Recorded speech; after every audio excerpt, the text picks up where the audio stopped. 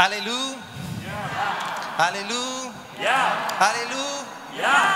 Alors, avant de commencer le témoignage, je vous invite à dire à la personne qui est à côté de vous quelque chose qui vient du ciel, c'est-à-dire, tu es merveilleuse, tu es merveilleux, tu es la pupille des yeux de Dieu. Allez-y.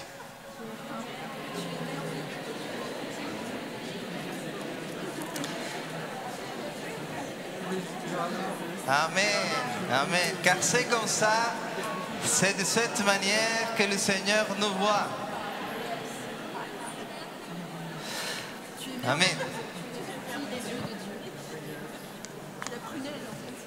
Allô, allô, allô? Ça marche? Oui. Alléluia. Alors, avant de vous raconter de Marie, comme elle était, j'étais à son école, elle m'a appelé à son école, mais pour comprendre ça, je vais faire un petit pas en arrière, je vais vous raconter ma conversion. Alors, j'étais un jeune, un peu comme beaucoup de jeunes d'aujourd'hui, qui essayaient de s'amuser, qui faisaient un peu n'importe quoi, parfois on buvait quelque chose, parfois on fumait, parfois voilà, comme ça. Et un jour, mes parents faisaient partie du renouveau charismatique. Et un jour, ils sont partis faire une retraite. Ils nous ont dit de venir avec eux. Alors, c'était au milieu de la Sicile. Et c'était un lieu de vacances. Et là, on s'est dit, voilà, c'est super, là-bas, il y a la piscine, il y a un lac, on va s'amuser. Donc, on est parti avec l'idée, l'intention de s'amuser. Dans ce groupe, je vois qu'il y avait des jeunes. Et notamment, il y avait une jolie fille, une jolie jeune fille qui me plaisait beaucoup. Alors j'ai décidé un jour de ne pas aller à la piscine, mais d'aller à la prière, mais pas parce que j'étais intéressé pour la prière, mais parce que je voulais regarder cette jeune fille. Alors je me suis assis dans une chaise stratégique où je voyais cette jeune fille, et pendant la prière, cette jeune fille se met debout et commence à louer le Seigneur. Alors là, je disais, waouh, elle était belle, déjà elle, mais là, il y avait comme une lumière qui dégageait d'elle. Alors vous les femmes, vous avez un don incroyable, vous pouvez amener les hommes à Jésus, et c'est ça votre ministère aussi. Vous pouvez amener les hommes à Jésus. Alors, elle parlait avec Jésus à haute voix, et là je me suis dit, mais c'est incroyable, elle est en train de parler avec Dieu. Alors j'ai eu comme je pourrais dire une sainte jalousie, une sainte envie, et je disais, Jésus, j'ai dit, Jésus, si tu existes, moi aussi je veux te connaître comme elle te connaît. Moi aussi je veux te parler comme elle te parle. Je ne sais pas, de l'avoir prié, ça m'a donné un grand désir de connaître Jésus. Et alors, certainement que Jésus s'est dit, soit je le prends maintenant, soit je ne mets plus. Et alors, le Seigneur, il a fait en sorte que je fasse une expérience très très forte de son amour. C'est-à-dire, dès que je fais cette prière, j'ai commencé à sentir dans mon cœur un amour, comme disait tout à l'heure celui qui m'a précédé, un amour incroyable pour tous les gens qui étaient là. Je me suis relevé pour les embrasser tous, mais je ne les connaissais pas. Et je me disais, mais qu'est-ce qui m'arrive? Et après, le Seigneur m'a donné de comprendre que j'étais dans le péché. Et j'ai compris que le péché, en fait, c'est de refuser l'amour de Jésus. Parce qu'en fait, j'ai compris que cet amour que je sentais, c'était l'amour de Jésus, pour moi et pour les autres. Vous voyez, je vous dis ça comme ça, avec les paroles, mais ça, c'est une expérience. Et comme c'est le Seigneur donne tout d'un seul coup. Une parole, j'ai entendu, deux, j'en ai compris. C'est comme il y a une compréhension incroyable, c'est une expérience. Et alors, j'ai compris que j'étais dans le péché. Mais je sentais que l'amour de Jésus était plus grand que mon péché. Il était toujours là. Il n'était pas diminué à cause de mon péché. Et alors, je vivais une joie intérieure indescriptible, quelque chose de très très beau. Là, il y avait un prêtre charismatique qui, à un moment donné, a donné une parole de prophétie, de connaissance, et il a dit, je sens que le Seigneur est en train de toucher quelqu'un d'entre nous d'une manière particulière. Là, je me suis dit, il est en train de parler de moi, parce que plus touché que moi, là, dans ce moment-là. Et alors, j'ai écouté ce qu'il avait à dire, et il a dit, le Seigneur l'Esprit Saint veut faire encore plus. Ouvre ta bouche, et l'Esprit Saint la remplira de ses paroles. Moi, j'ai rien compris. Moi, je me suis dit, voilà, je vais ouvrir la bouche et on va voir ce qui se passe. J'ai ouvert la bouche et j'ai commencé à chanter dans une langue que je ne connaissais pas, à parler dans une langue que je ne connaissais pas. Je ne comprenais pas ce qui était en train de m'arriver, mais je sais seulement une chose, j'étais heureux. J'avais une joie, c'était extraordinaire. Là, je n'ai plus rien compris. La fille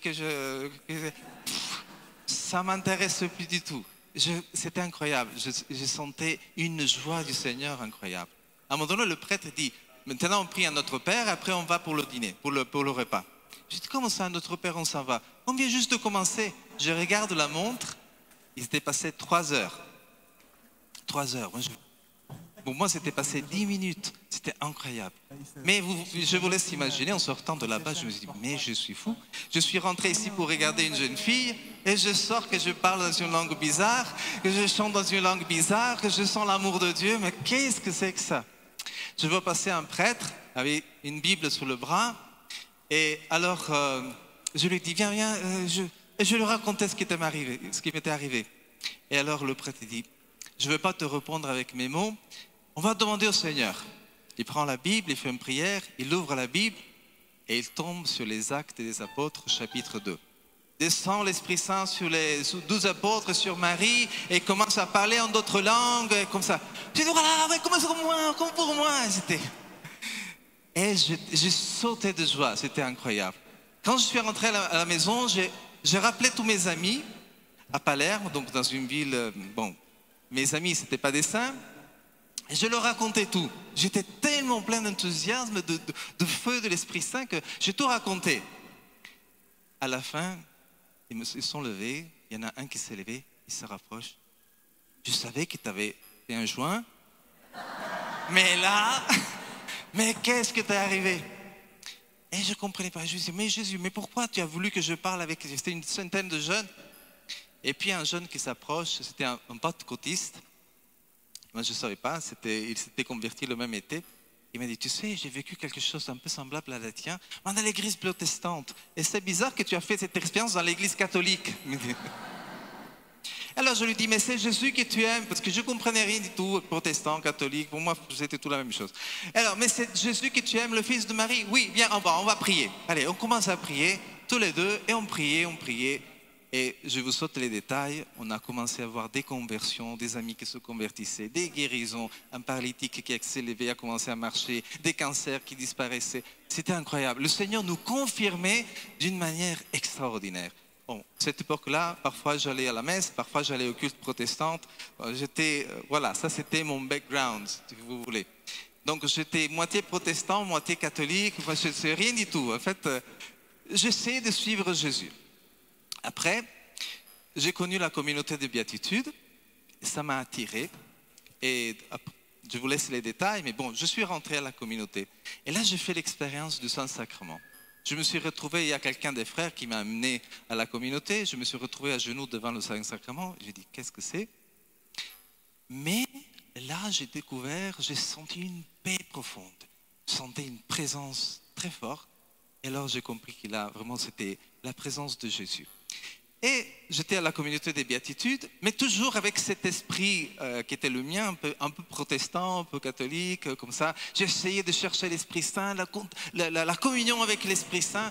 Et la chose bizarre, c'est que plus je cherchais la communion avec l'Esprit Saint, et plus j'avais l'impression que l'Esprit Saint me poussait vers Marie. Et je me disais, mais c'est bizarre. Mais alors, un jour, j'ai parlé avec l'Esprit Saint, je suis sorti dans le jardin, je disais, alors, Esprit Saint, il faut qu'on discute. Alors, laisse-moi comprendre, moi j'essaie de venir vers toi, j'essaie d'avoir une relation profonde avec toi, et j'ai l'impression que tu me pousses vers Marie. Mais est-ce que c'est ça? Est-ce que c'est vraiment ça que tu veux? Est-ce que c'est ça que je dois comprendre? Alors, pendant que je faisais ces questions à l'Esprit Saint, je rentre à la communauté et là, il y avait un banc avec des livres un peu comme ici. Et je ne connaissais pas des livres, c'était tout nouveau. Alors, j'ai dit à l'Esprit Saint, écoute, moi je prends un livre au hasard, je l'ouvre et il faut que tu me donnes une réponse.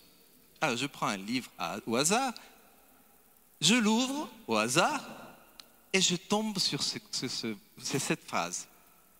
Prière à l'Esprit Saint pour obtenir l'arbre de la vraie vie qui est Marie. Imaginez?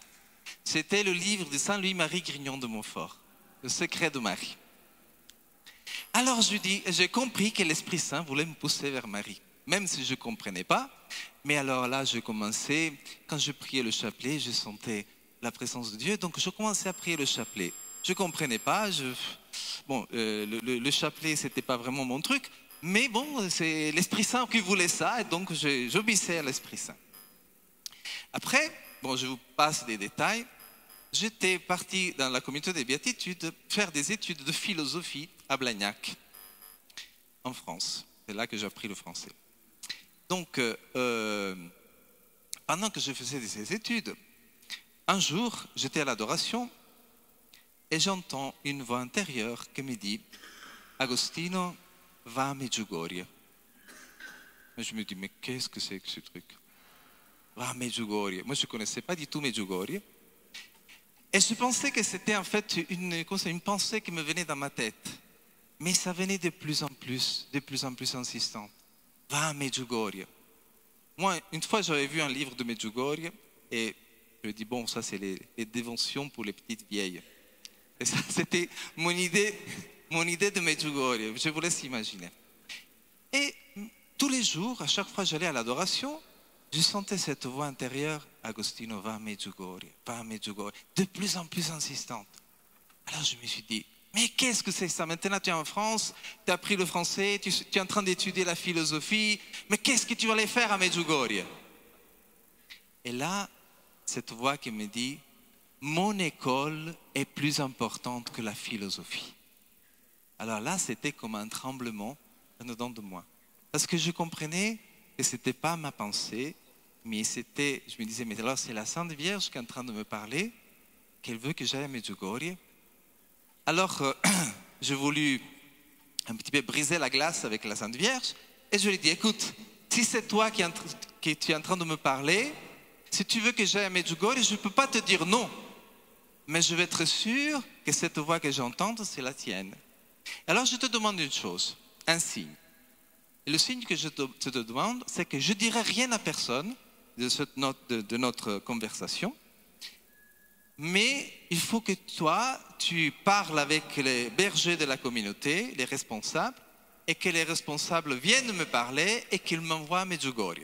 Alors, si cette année, les bergers de la communauté viennent me voir pour m'envoyer à Medjugorje, je saurai que tu m'as parlé et je te dirai oui. Et là, je n'ai plus eu de distraction dans la prière. Je n'ai plus eu cette voix à Medjugorje, c'était calmé. Je vous laisse les détails. 2 mois après, le berger de la communauté nous convoque et nous dit « On a besoin de vocation pour Jérusalem et pour Medjugorje. Ne vous inquiétez pas pour les études. Parfois, l'école que vous faites à Medjugorje et à Jérusalem, c'est mieux que les études. » Un peu comme ce qu'avait dit la Vierge. Alors moi, je ne comprenais pas pourquoi école, pourquoi Medjugorje est l'école de Marie. Je ne comprenais pas tout ça, mais après j'ai compris en suivant. Et alors, il nous dit, si vous avez quelque chose, si le Seigneur vous met quelque chose dans le cœur, venez me voir. J'étais mince. Je lui ai dit que je ne devais pas en parler. J'ai attendu un moment et après je suis allé, j'ai dit, écoute, si tu veux que j'aille à Medjugorje, je suis disponible. Si tu veux que je reste, je suis content de rester. Point. Je n'ai plus rien à ajouter. Il m'a dit, il y a plusieurs frères qui se sont proposés. Maintenant, ça va être le conseil qui va décider qui envoyer. Moi, j'avais la certitude que c'était moi. Quelques semaines après, ils reviennent du conseil. Agostino, est-ce que tu as la valise prête pour Medjugorje? J'ai dit oui, c'est prêt.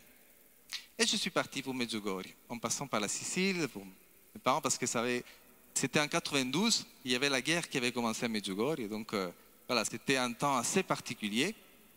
Et je me demandais pourquoi la Sainte Vierge voulait que j'aille à Medjugorje. Et mes parents aussi, ils avaient peur, parce que tu vas dans un pays en guerre. Et puis, ils se sont rassurés, parce qu'un prêtre leur a dit, si le Seigneur lui demande d'y aller, eh ben, il va veiller sur lui. Parfois, c'est arrivé que des bombes tombent là où je suis passé, mais après que je sois passé. Donc je suis encore là. Gloire à Dieu. Et alors, j'arrive à Medjugorje et je me disais, mais qu'est-ce que je fais ici? Je suis content quand il y a les pèlerins qui arrivent et après une semaine de pèlerinage, tout de suite ils rencontrent, ils sentent la présence de la Vierge Marie, ils sentent la présence de Dieu. Moi, rien du tout. Rien du tout. J'ai mis 6 mois avant de dire, mais qu'est-ce que je fais ici? Pourquoi tu as voulu que je sois ici? Et après, je rencontrais les voyants et puis, comment dire, quand je suis arrivé, je rencontrais le père Slavko. Et le père Slavko m'a regardé, il me dit, tu sais jouer de la guitare? Je dis oui. Mais va chercher, viens, il y a le festival des jeunes. Et à l'époque, il y avait autour de 150 jeunes, c'était très très petit. On était tous dans l'hôtel à l'extérieur de l'église, et puis point c'est tout. Et le Slavko, avec le petit haut-parleur qu'il avait, assis par terre, là où il y a les chaises des prêtres, moi assis par terre à côté de lui, et les jeunes qui étaient là, et puis c'est tout. Ça, c'était le festival des jeunes. Et puis, donc, comme ministère, il m'a demandé d'animer toutes les adorations. Donc, en fait, à l'époque, j'étais le seul. J'animais toutes les adorations, ceux que maintenant font les jeunes, Roland, les autres. Et j'organisais avec le père Slavko le festival des jeunes. Mais petit à petit, comment dire, j'ai rajouté des choses. Mais je vais faire un petit saut pour comprendre comment est-ce que je suis rentré dans Medjugorje. Parce que ce n'était pas facile pour moi de rentrer dans la spiritualité de Medjugorje. Je voyais les voyants, ils étaient très normaux, ils avaient, comment dire, je me dis, mais ça, qu'est-ce qu'ils ont à nous apporter? Et un jour, un des ministères que j'avais, c'était traduire pour les groupes français, francophones. Il y avait beaucoup de Français qui, pendant la guerre, sont commencés à arriver à Medjugorje, alors qu'avant, ils ne venaient pas. Il n'y avait presque pas de Français. Pendant la guerre, Medjugorje, il n'y avait que des Français. Et moi, j'étais le seul qui parlait italien et français et pouvait traduire pour eux. Parce que là, les voyants parlent italien, les prêtres parlaient italien. Donc, je n'étais pas la bonne personne. J'étais la personne parfaite au bon moment. Et alors, je comprenais pourquoi la Vierge voulait ma présence là-bas. Donc, j'étais tous les jours avec les voyants, avec le père Jozo, avec le père Slavko. Et un jour, on était avec la voyante Miriana et elle a donné son témoignage. Et à la fin, elle a laissé les personnes poser des questions. Alors, il y avait une dame qui a posé cette question.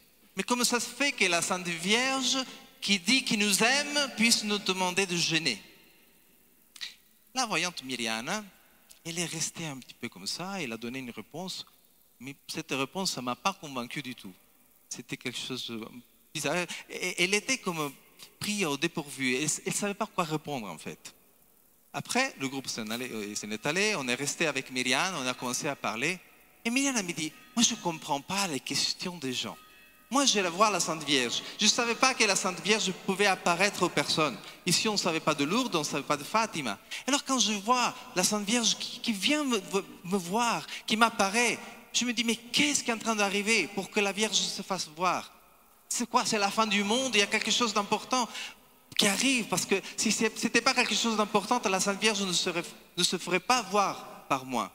Alors quand elle le disait, peut-être qu'elle le pensait tellement fort, j'avais l'impression de vivre ce qu'elle disait. Alors elle dit, je vois la Sainte Vierge. La Sainte Vierge prend la peine de venir du ciel et me parler. Elle me dit, chère fille.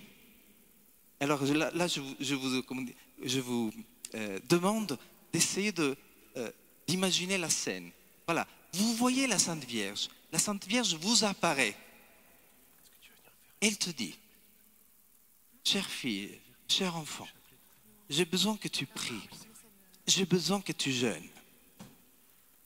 Et là, Myriam se retourne vers moi et me dit, et qu'est-ce que j'aurais dû répondre à la Sainte Vierge? Et pourquoi?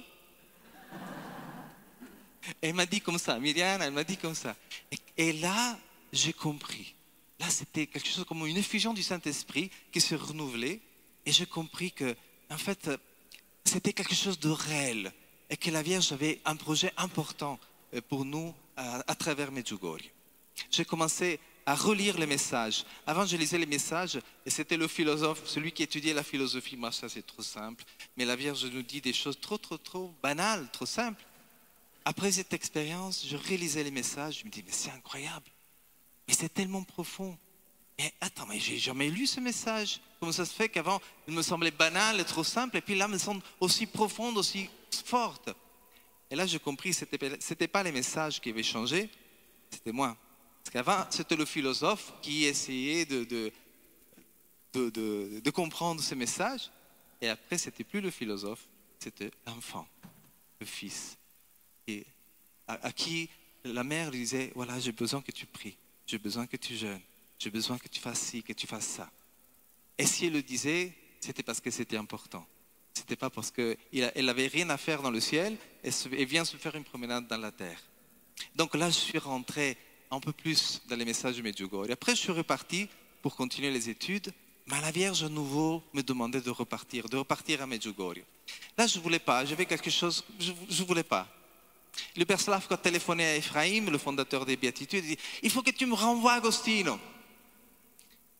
Et puis un jour, je priais, j'ai dit, mais Sainte Vierge, mais il y a beaucoup d'autres jeunes qui sont meilleurs que moi, ils sont plus mariales que moi. Moi, je suis à demi-protestant, mais pourquoi tu veux que j'aille moi? Et là, j'ai eu une vision intérieure et j'ai vu la Vierge qui pleurait. Et j'ai dit, écoute, ne me pleure pas, j'y vais, je retourne à Medjugorje. Ah, j'ai vu une autre chose aussi. J'ai vu un homme qui avec comment s'appelle, une pioche, faisait un trou sous un arbre et qui s'aimait quelque chose. Et j'ai entendu, ça c'est toi, cet homme c'est toi, qui est en train d'ensevelir tes talents. Mais de quoi elle parle? Mes talents. Après, quand je suis reparti de Medjugorje, je regardais en arrière et là j'ai tout compris. En fait, Dieu a besoin de nous. La Vierge dit, j'ai besoin de vous, de chacun de nous. Et quand la Vierge m'a dit de ne pas ensevelir mes talents, quand je regarde maintenant en arrière, qu'est-ce que j'ai fait à Medjugorje? En fait, tout ce que je sais faire, la Vierge m'a demandé de le faire. Je savais chanter et je savais jouer de la guitare. Et bien, j'ai chanté à Medjugorje, j'ai animé. J'ai composé des chants, comme vous disiez, plusieurs dizaines de chants, et notamment pour la messe. J'ai organisé le festival des jeunes. J'ai créé la chorale internationale. Ça, c'est un petit peu un enfant de quelque chose que j'ai parlé au Père Slav, que j'ai dit, mais pourquoi on ne fait pas venir des personnes de l'extérieur pour m'aider à chanter et animer? Et le Père Slav, il était d'accord, il m'a mis à disposition la maison Regina Pacis. Donc j'ai créé la chorale internationale. Après, j'avais un besoin de pouvoir écouter mieux les traductions. Et je suis technicien électronique, j'ai étudié l'électronique et j'ai construit les transmetteurs pour écouter la radio, les traductions à la radio. Ça, c'était mon idée. Pendant que j'étais à Medjugorje, j'ai dit au Père Slavko, écoute, il faudrait qu'on fasse ça. Donc, le Père Slavko m'a dit, je te donne les sous, fais ce que tu veux, tu achètes le matériel. Et comme ça, donc, j'ai eu cette idée que j'ai construit le système qui permet maintenant à des millions de personnes de pouvoir écouter les messes, merci à Dieu.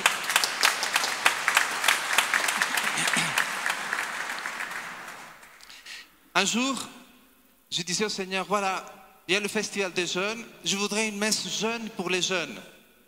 Et j'ai prié pour ça. Le matin, je me suis réveillé et le Seigneur m'a fait un cadeau. Quand je me suis réveillé avec un chant dans ma tête.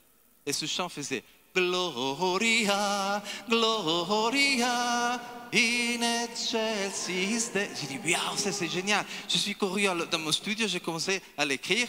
Et dans l'espace de quelques dizaines de minutes, j'écris toute la messe du Festival des Jeunes. Ça, c'est des cadeaux du Seigneur. Alors, je comprenais pourquoi la Vierge voulait que j'aille à Medjugorje et de quel talent elle était en train de parler. Mais quand elle me l'a dit, je ne comprenais pas. Et un jour, la Vierge a donné un message. Chers enfants, j'ai besoin de vous.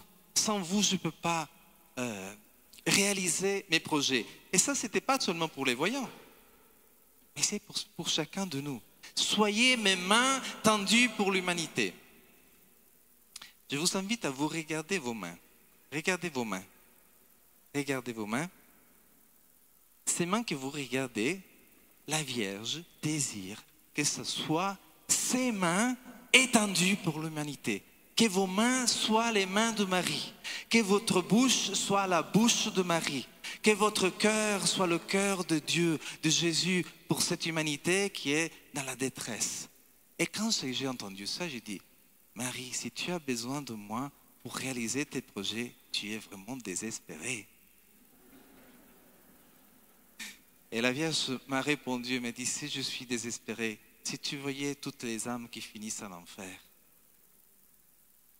Imaginez-vous, à travers notre prière, à travers notre jeûne, à travers notre mission, à travers notre parole, à travers notre main tendue, nous pouvons sauver des âmes. Et je vous dis une chose, Saint Jacques nous dit que si nous, à travers notre prière, notre mission, on sauve une âme, une seule, on a déjà la destinée, on est prédestiné pour le paradis. Est-ce que quelqu'un de vous veut aller au paradis? Alors, une des choses qui nous ouvre les portes du paradis, c'est la mission. La Vierge désire qu'on soit apôtre de l'amour, apôtre de l'amour. Et ça, c'est un appel, pas pour certains, mais pour chacun de nous. Chacun selon ses talents, le Seigneur vous a donné des talents, le Seigneur vous a donné un charisme, des charismes. Et il faut découvrir et les mettre au service.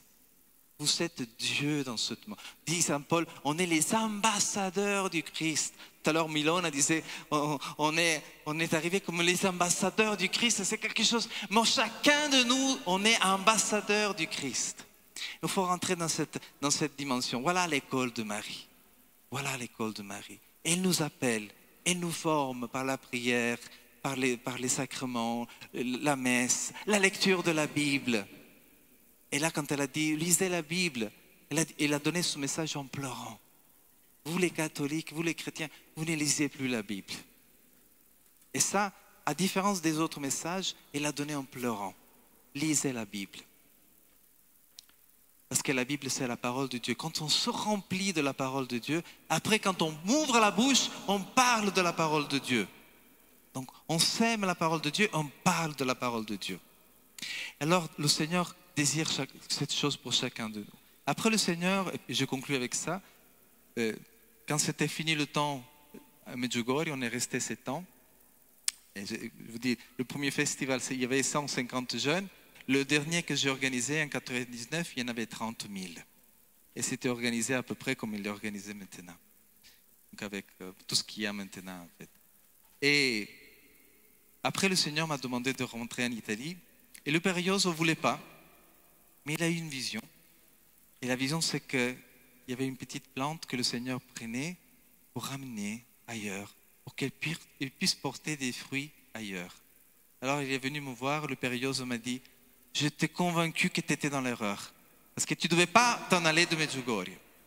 Mais après cette vision que j'ai eue, je te confirme, le Seigneur veut que tu sois là où tu es, pour porter du fruit là où tu es, pour porter Medjugorje là où tu es. Et aujourd'hui, on a formé un mouvement catholique pentecostal parce qu'on fait notre expérience. L'Église est née à Pentecôte, le jour de Pentecôte, et Marie était présente à la Pentecôte, pentecostale, on dit, pentecôtiste, mariale, avec Marie. Et ça, c'est un appel pour chacun de nous. Soyez les apôtres de l'amour de Dieu. Amen.